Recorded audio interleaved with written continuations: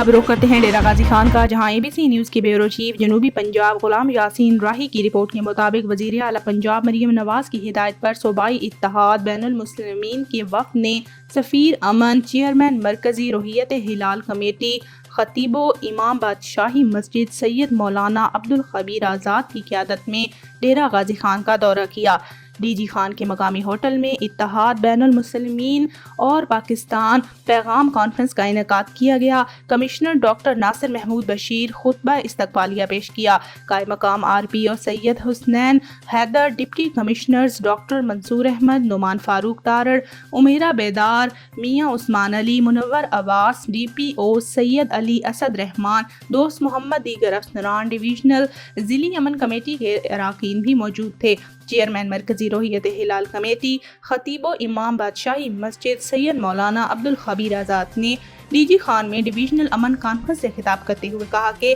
اتحاد بین المسلمین اور پیغام پاکستان وقت کی ضرورت ہے۔